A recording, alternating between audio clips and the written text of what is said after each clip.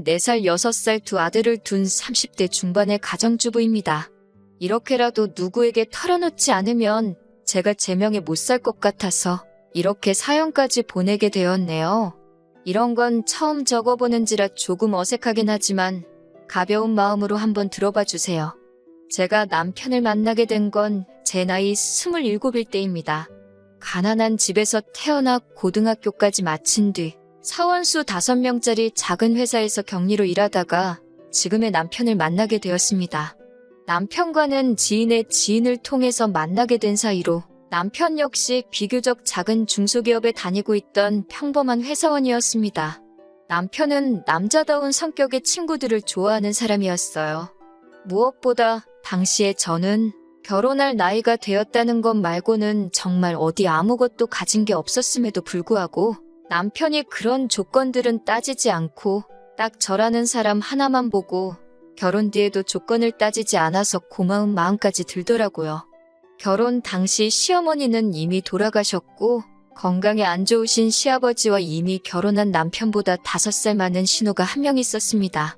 남편은 저에게 결혼해도 시아버지는 신우가 모실 거니까 걱정할 필요 없다면서 그냥 맨몸으로 와도 된다며 결혼하자고 하더라고요. 저는 순진하게 그 말을 믿었기에 남편만 믿고 결혼식을 올렸고요.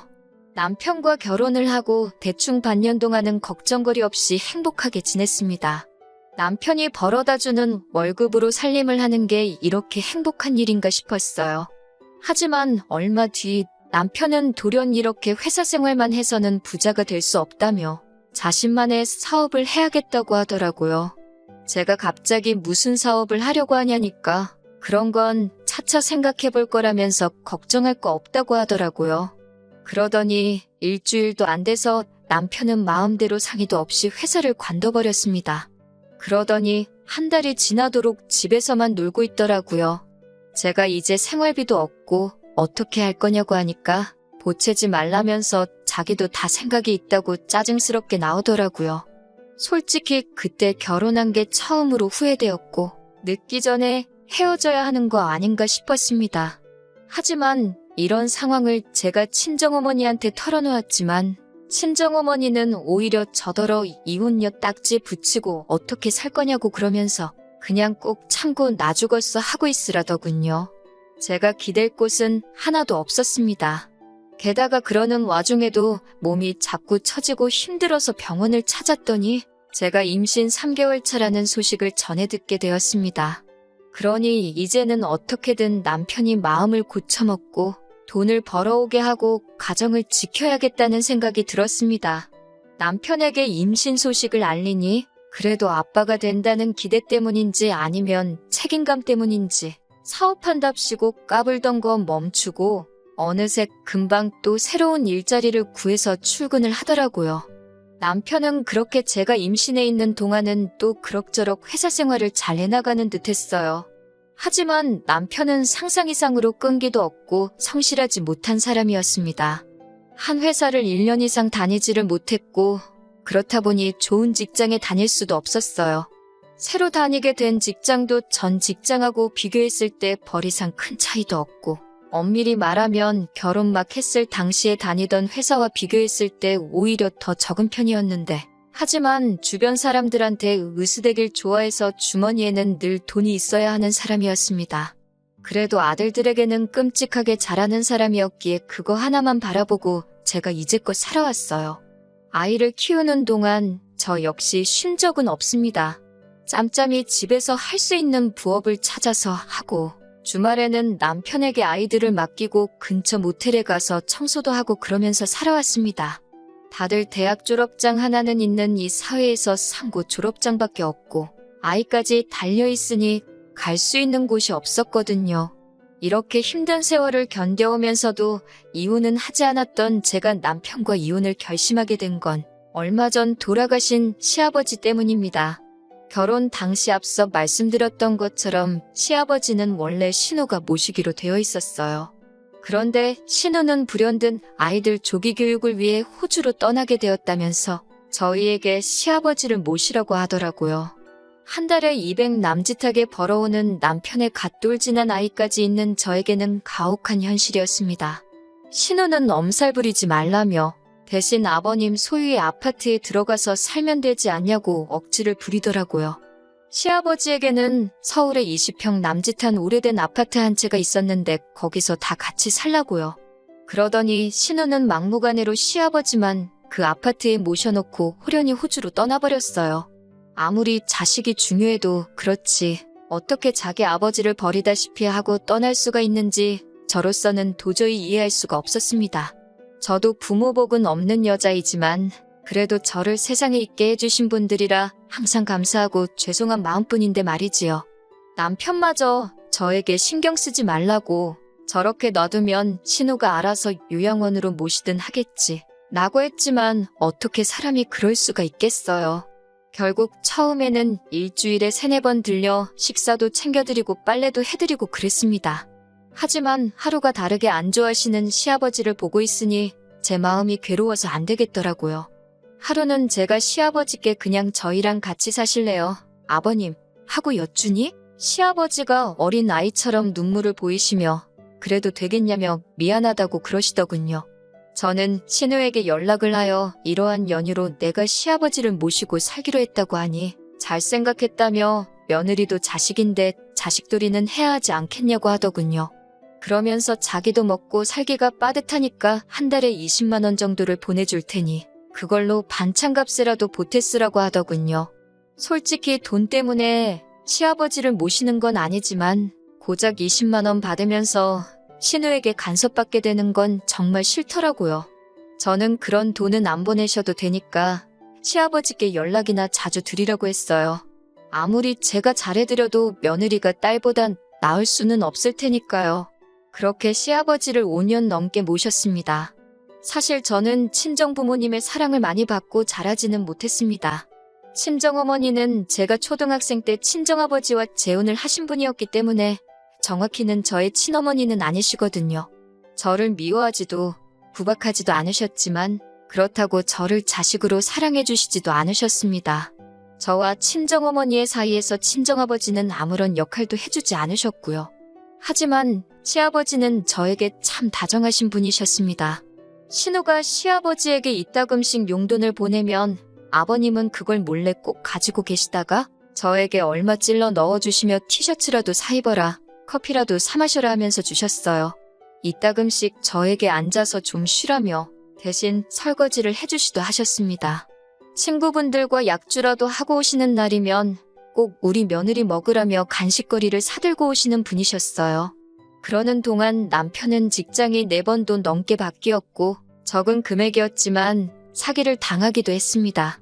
솔직히 아이와 시아버지만 아니었다면 당장이라도 이 집구석을 나가고 싶다 생각한 게 하루 이틀이 아니었네요. 그러다 작년에 저는 충격적인 사실을 알게 되었습니다. 남편이 사업을 한답시고 주변 사람들한테 저 몰래 돈을 빌리고 다녔더라고요. 그리고 그 돈은 이미 유흥비로 다 탕진해버린 상황이었습니다. 하지만 그게 전부였다면 그래도 전 참고 살았을지도 모릅니다.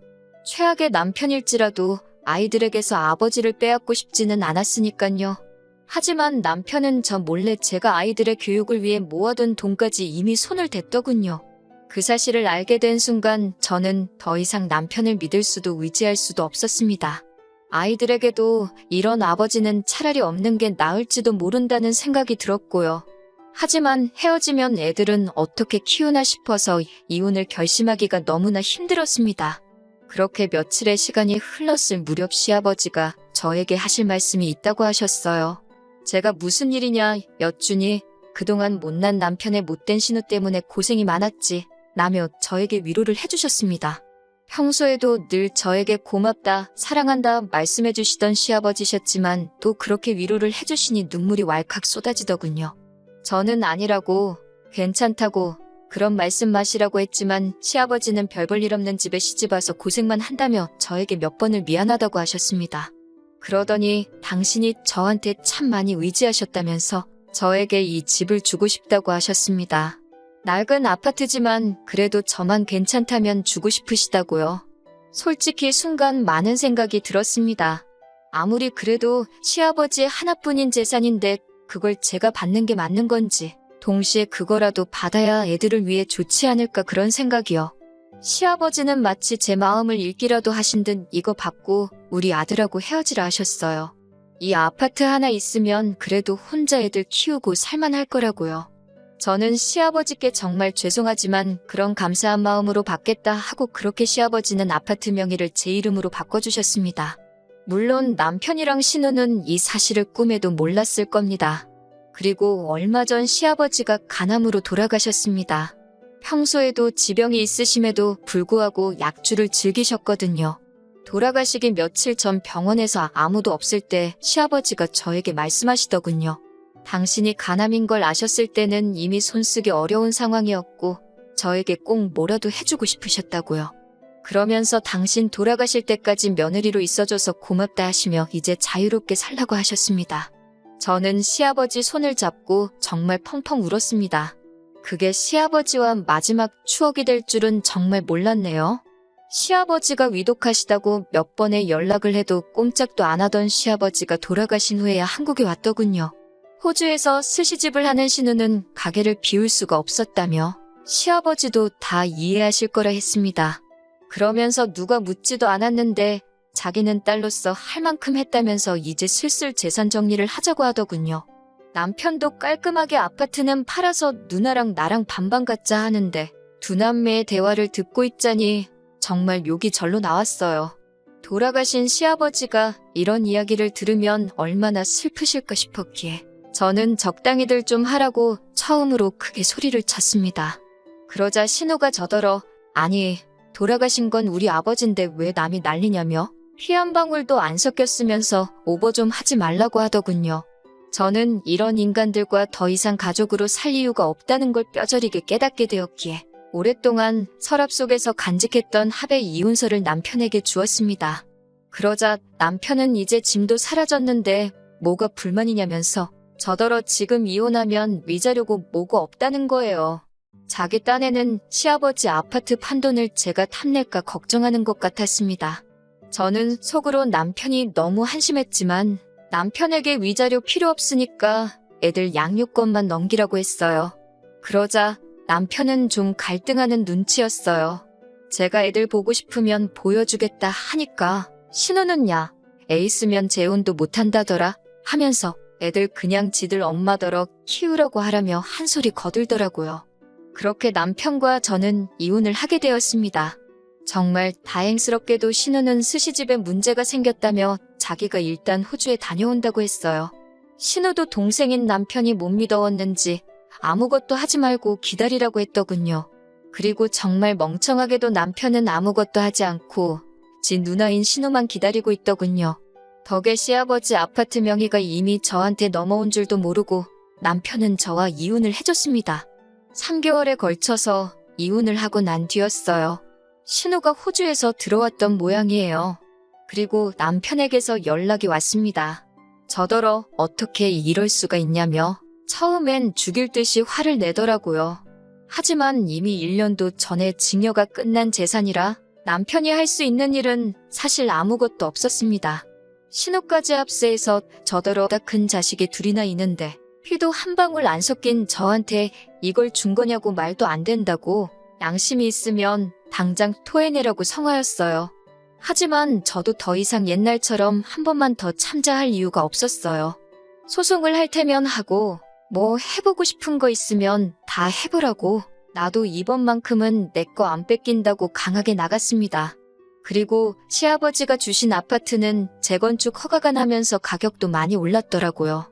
지금도 남편과 신우에게서 핸드폰에 불이 나도록 연락이 옵니다만 저는 이제 아무것도 두려울 게 없어요. 아들 둘 데리고 혼자 몸으로 살아가는 게 쉬운 일은 아니겠지만 어디선가 시아버지가 저희를 지켜주시고 계실 거라 믿으며 열심히 살려고요.